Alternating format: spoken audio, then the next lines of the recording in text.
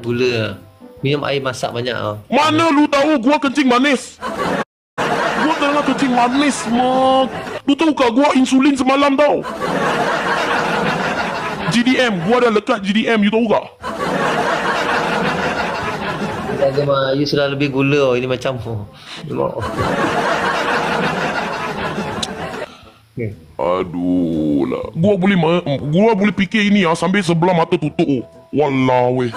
Wah, menang tiba-tiba. Wah, 237 apa itu? Kalau you tak cukup 10,000, kita tak lawan. Tak cukup 10,000, tak ada 10,000 sini, tengok saja. Macam mana gua nak lawan? Poin 237. Kalau tak cukup 10-20,000, ratus-ratus ribu, kita tak lawan. Faham tak? Kita tak lawan lah. Kemana?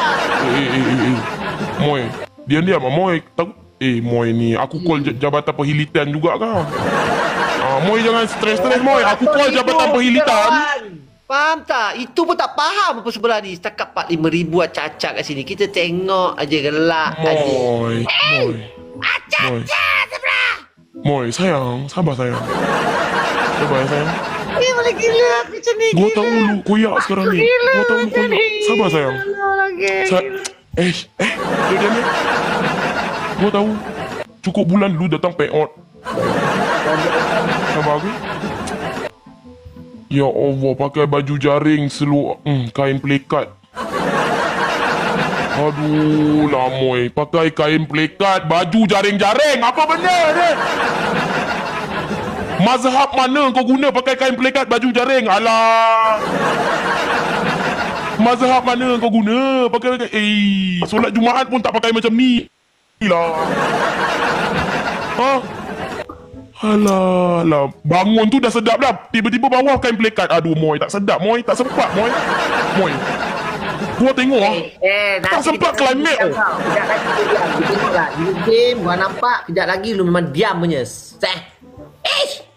Tunggu situ, kita rembat ni.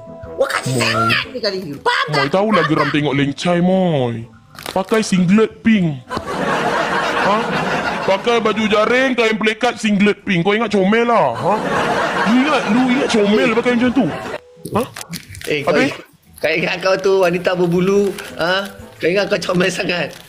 Gua handsome. Gua tak comel. Gua handsome. Ni gua jadi handsome lagi daripada lu. Terus kasih komplit kan. Kita challenge. Geram betul. Di sisi geng. Kasih retuk satu kali. Hey sayangku, let's go. Kasih tutup mulut sebelah ni geng. Geram.